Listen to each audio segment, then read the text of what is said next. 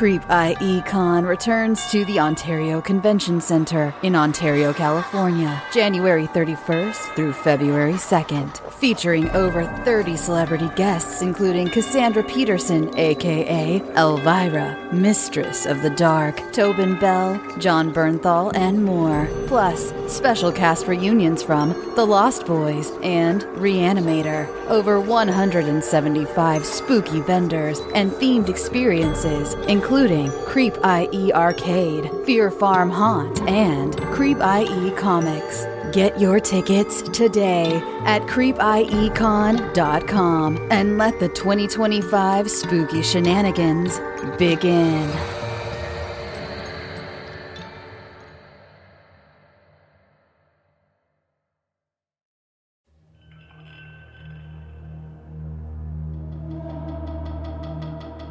Hello, and welcome to Fear Daily, a brand new retro horror show.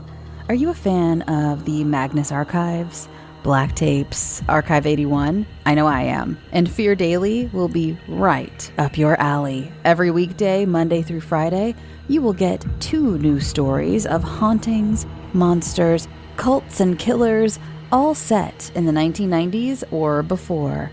Some might even be true, if you know where to look.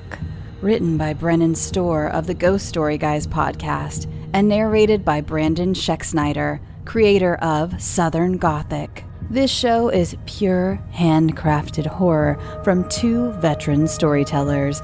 And this is the fun thing about the show. Most episodes clock in at around 25 minutes or less, giving you some bite-sized horror throughout your week. So, without further ado, this is Fear Daily.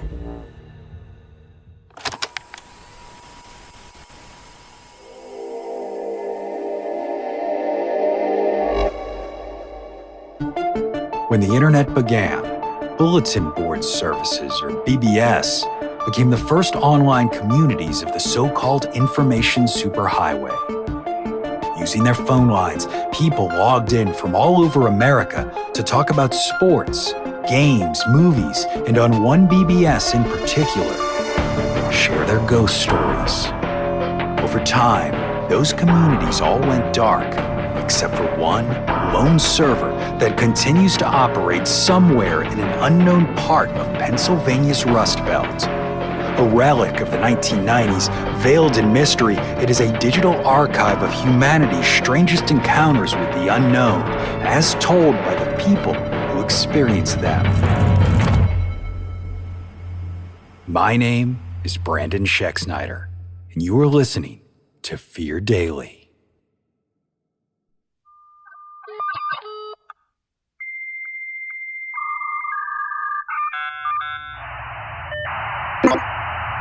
Subject, night hunting. User, Emmer1525. Posted July 19th, 1996.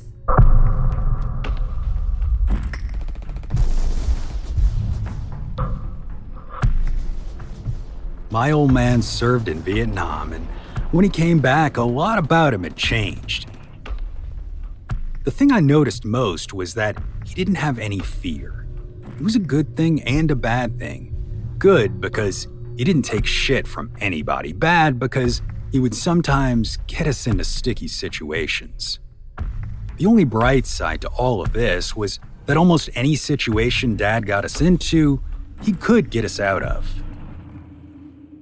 The one time that wasn't true was on the final hunting trip we took with my little brother Gary, and in Dad's defense, I don't know there was anything anyone could have done.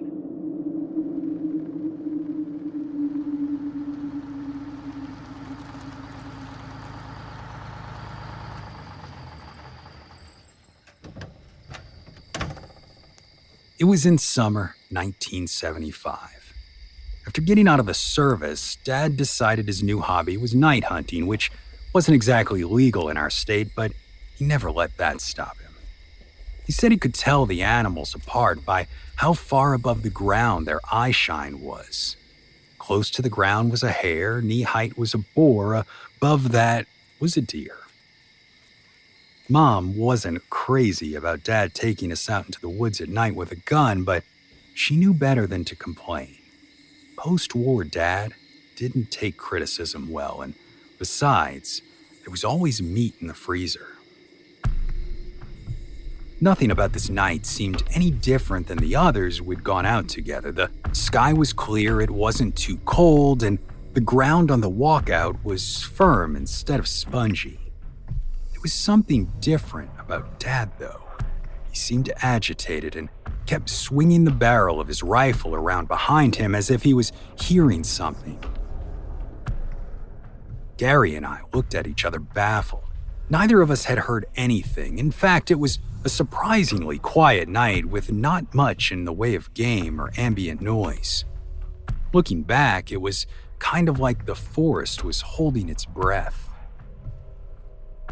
Sometime around 2 or 3 in the morning, Dad raised his fist, which was a sign for us to stop walking. He pointed toward a dark thicket, maybe 100 yards ahead, and sure enough, we heard a rustling sound. Gary and I knew what to do. Quietly, we set out to establish a pincer position on either side of the thicket, where we'd wait for Dad's signal to charge the bush and chase the animal out towards his rifle. We'd done this a bunch before, but there was an electricity in the air. The hair on my arms was standing up like we were walking into some kind of static buildup. I couldn't make out Gary's expression in the dark, but his posture was tense. At Dad's signal, we did what he'd trained us to do, but what came out of that bush was no boar or hare or anything like that. It was huge, dark, and had wings big enough to brush both mine and Gary's face as it took off. We're talking a span of maybe 15 to 20 feet. The air it displaced as it flapped was intense, like an M80 going off on the 4th of July before you got far enough away. Its cry was abrasive and painful to hear, like nails on a chalkboard, and I clapped my hands over my ears. The huge wings beat one final time before the bird, or whatever it was, just went. And I don't mean it flew away. I mean it disappeared right in front of us. That was the end of our hunting trip. On the drive home, we tried asking Dad what it was we had seen, but he would only shake his head.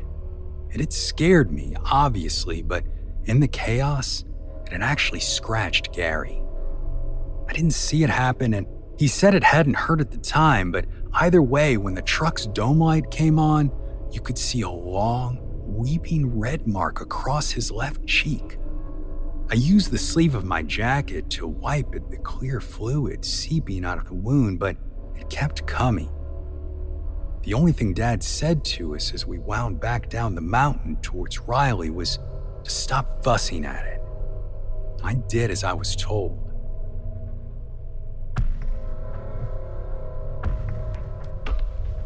Mom was still asleep when we got home, so trying to account for Gary's face was a tomorrow problem. Of course, I had no way of knowing the morning would have problems of its own.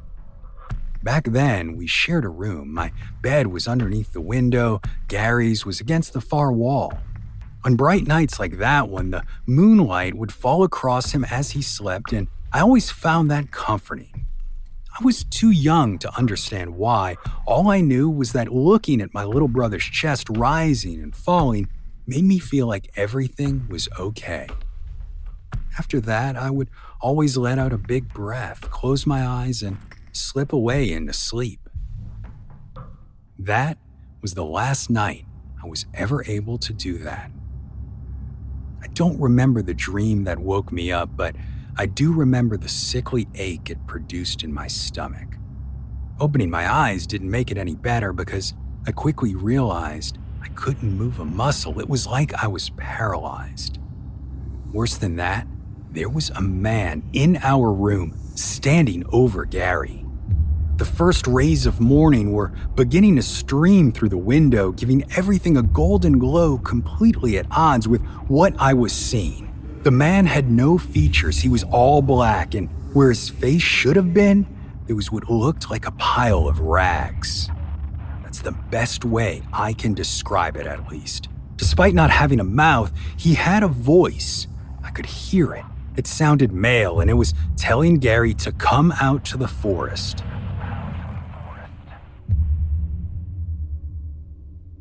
I tried so hard to move, to tell this person or whatever it was to stay away from my little brother, but my body wouldn't cooperate. Helplessly, I was forced to watch as Gary sat up in bed. The man blocked my view of my brother's face, but from his movements, he was going willingly. There was no tension, no fear. Gary pushed back his blankets, swiveled until I saw his pale legs hanging over the edge of the bed, then stood. That's the last thing I remember. I must have passed out or fell back asleep or something, because next I remember is waking up to chaos. Dad screaming Gary's name, Mom screaming at Dad. We never found my little brother. Sometimes I dream about him, though, and I wish I could say they were good dreams.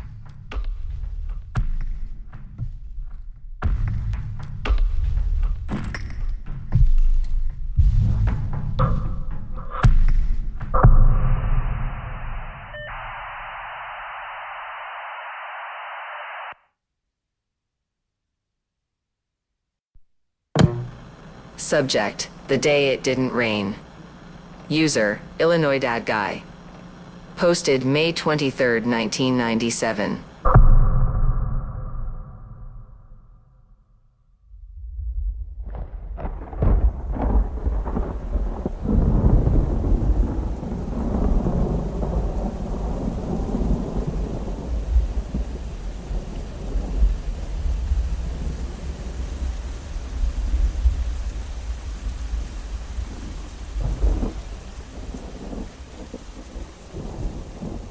Last Thursday, Springfield got hit with the biggest thunderstorm I've ever seen. It had to have started sometime around lunch, because when the first big peal of thunder brought my head up from payroll, there was no one else in the office. Our company occupies the third floor of the Hampton building, and my desk is along the floor-to-ceiling windows with an expansive view of an industrial park, and past that, all the cornfields a guy could want. When I looked up on Thursday, ugly black thunderheads were moving towards us from the north. There hadn't been anything about a storm in the forecast, I thought, but then that's the weatherman for you. Our youngest son, Thad, had been dealing with an ear infection all night, and consequently, there hadn't been time for either me or Shelley to make my lunch before I left for work. If I was going to get something to eat and beat the rain, I'd have to run out to either the Arby's or Noggles nearby and do it fast. Quickly, I pushed back from my desk and pulled on my jacket.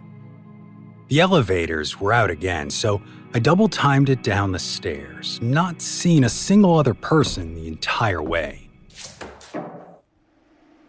Outside on the sidewalk, the air was heavy with ozone. That storm was gonna be a big one.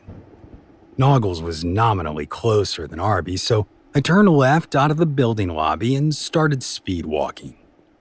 The glass frontages of the office park reflected heavy clouds bearing down. The air was muggy and still, like the whole town was in a bell jar. The click of the traffic light was dull and muted, but as I crossed the street a block away from Noggles, that was all I heard. No traffic, no pedestrians, nothing. As if the world had decided to go home for the day. A creeping unease began to worm its way into my brain, a niggling feeling like something wasn't right. When I stepped into the restaurant, that unease wriggled its way down into my belly. Everything looked normal, the same blindingly white tiled interior with its triple stripes of yellow, orange, and red, the same menus hanging behind the counter, the same smells of taco meat and grease. Above me, the fluorescent lights buzzed, and from the back I could dimly hear the coolers humming, but there wasn't a single person there.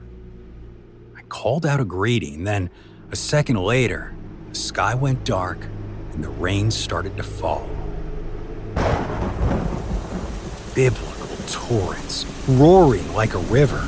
The next crack of thunder was so loud I felt it in my chest. Outside the window of the restaurant, the light had taken on a sickly yellow color and huge drops were bouncing off the asphalt, forming deep pools in the gutter.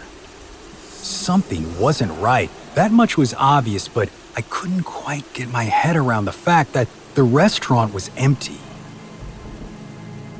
Had there been some kind of evacuation notice? Did the entire office, hell, the entire office park head for higher ground without telling me?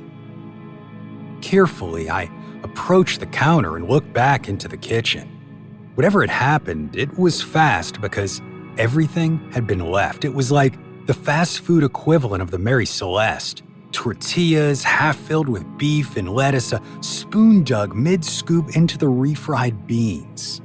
The unease was now full-blown panic, and every thought in my mind fell away except for one. Shelley and the kids. There had to be a phone here, I thought. I had to warn them or at least find out what was going on.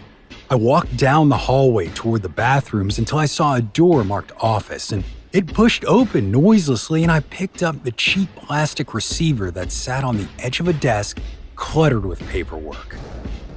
The rain was battering down on the roof so hard, I was sure it was going to come through the ceiling. Putting the phone to my ear, I was about to punch in our home number when I realized there was no dial tone. The phone lines must be down, I thought.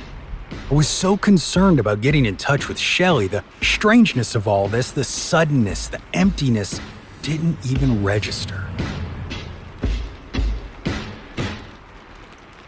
That something was wrong was obvious, but I thought it was in the storm of the century kind of way, not whatever it was that was happening.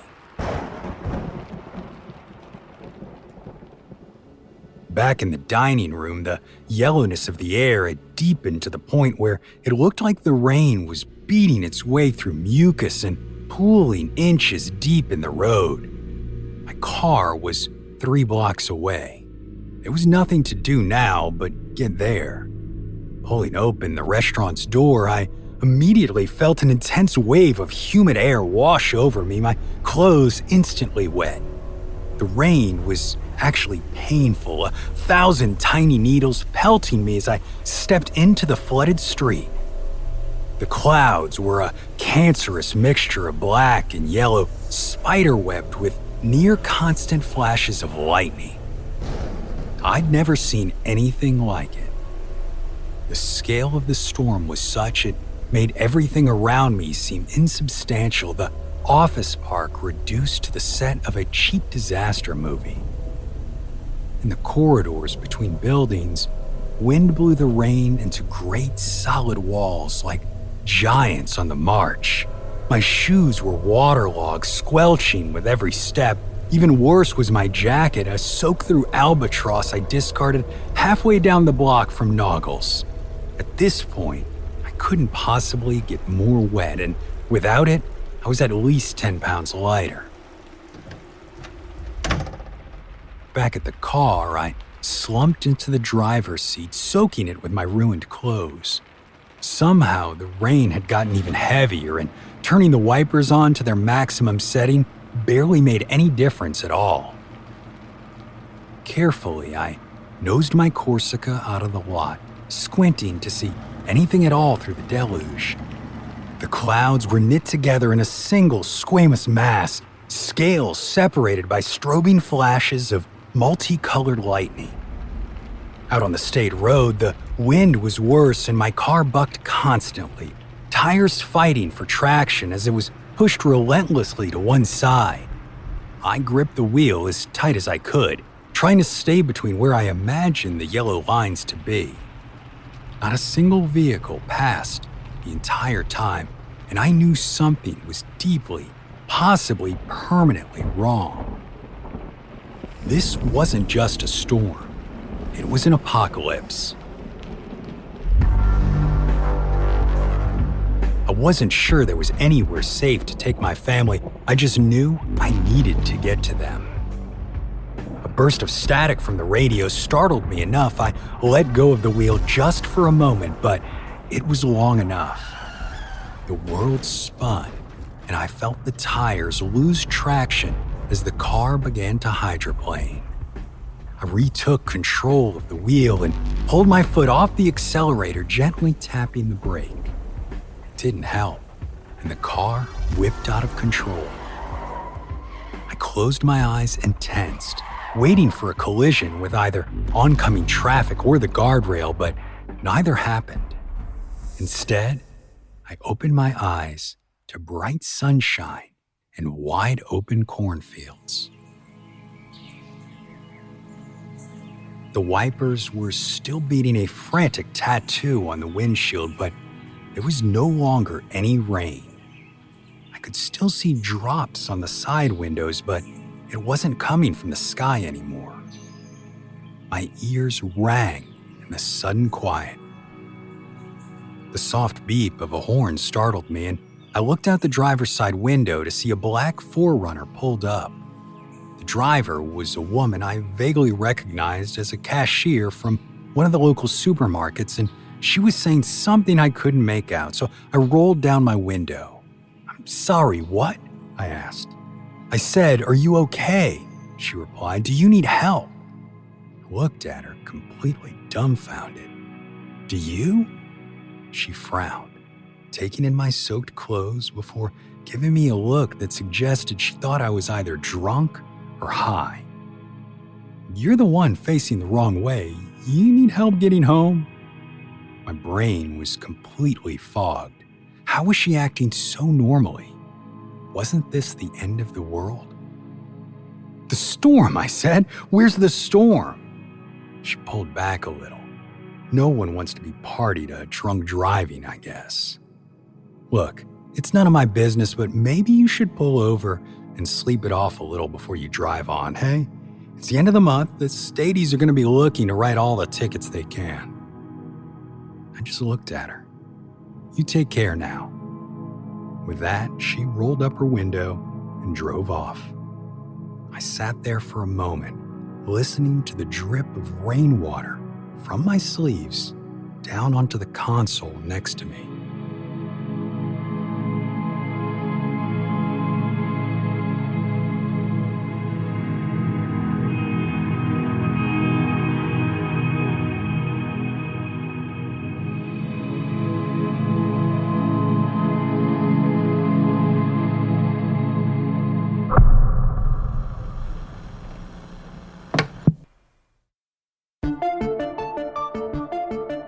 Fear Daily is an independent podcast hosted by Brandon Schexnayder and written by Brennan Storr, with Joanna Smith serving as the consulting editor, audio production by Rachel Boyd, and sound design by Southern Gothic Media.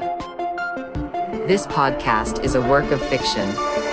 Names, characters, places, and incidents are either products of the author's imagination or are used fictitiously. Any resemblance to actual persons, living or dead, or to real events or locations, is entirely coincidental. Ad-free versions of Fear Daily are available now on your favorite podcast apps. For more information, visit feardaily.com. But move fast, before the server goes offline.